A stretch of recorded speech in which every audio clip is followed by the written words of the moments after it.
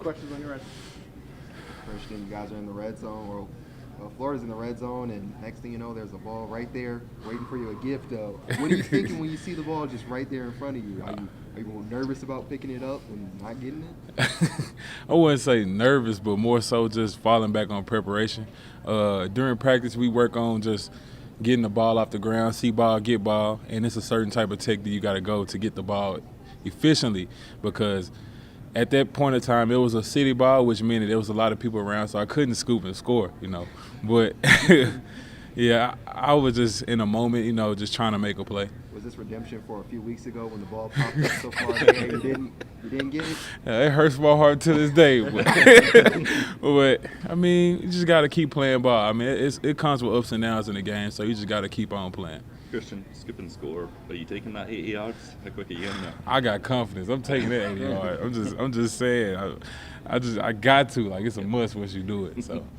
We've talked to a lot of the offensive guys about 4th and 17 on the final drive. What's it like being on the sideline for that when you got no real control over it? You just got to have faith in your players, faith in your teammates, knowing that they're going to go out there and do their job.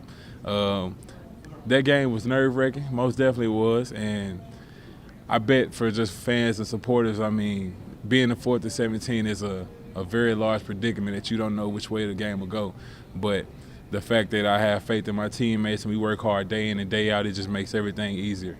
You mentioned how it affects fans. I don't know if you're aware, but that end of the field is cursed over the years. Do you guys appreciate being able to be a part of a moment like that in a game like that the fans appreciate so much? First off, I did not know it was cursed, not even gonna lie to you.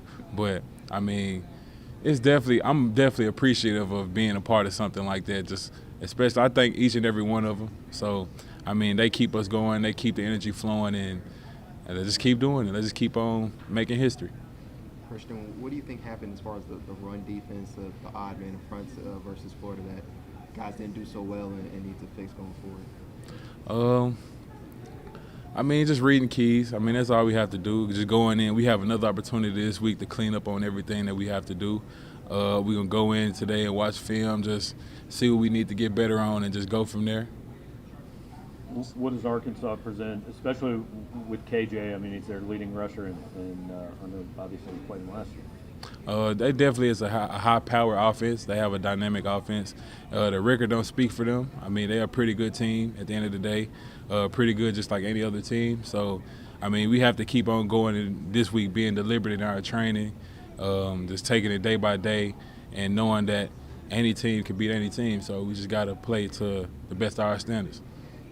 It seemed like you were switching between in the first half a little bit, went to the odd man front again, and then went back to the four man front. Just what was kind of the reason for switching back in the second half and changing that and staying away from that for a little bit? It's just all about scheme.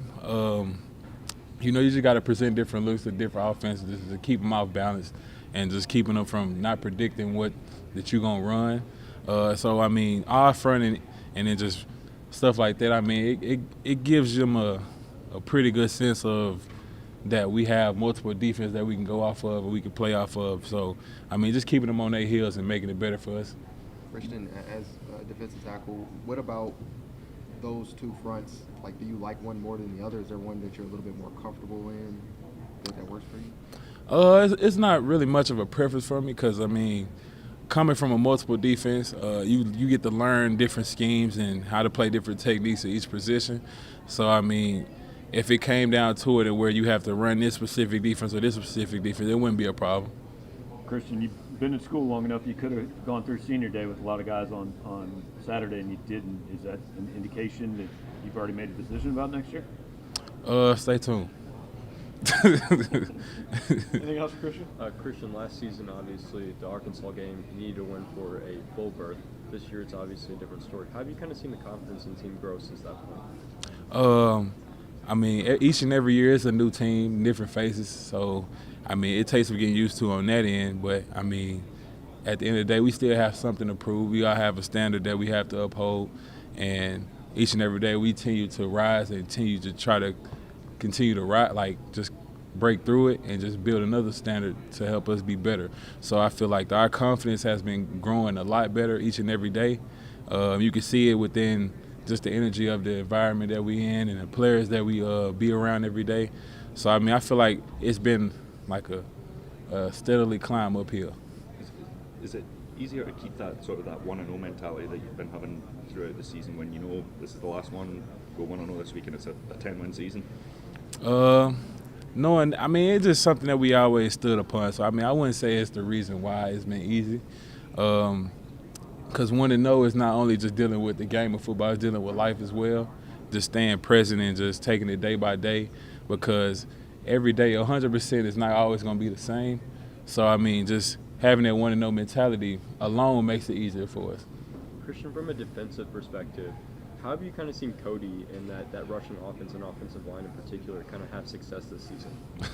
I mean, it'd be success during practice. So, I mean, it's definitely great to see things like that, especially Cody. Cody has been extremely hard worker.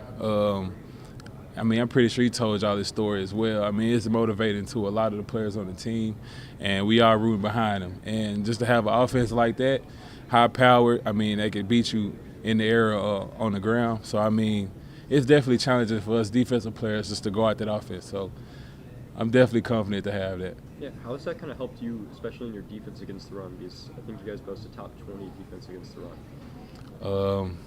I mean, it all starts with the offensive line. It starts with the trenches.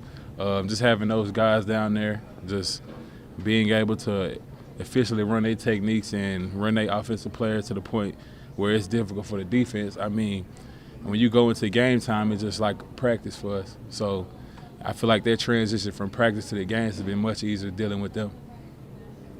Anything in particular that you look at in trying to slow down KJ? He's had some good games against Missouri. Very big dude, hard to tackle, has a great arm. I mean, he's a powerhouse of the offense. So, I mean, it'll be an exciting game going against him. Thank you. Appreciate you. Appreciate y'all.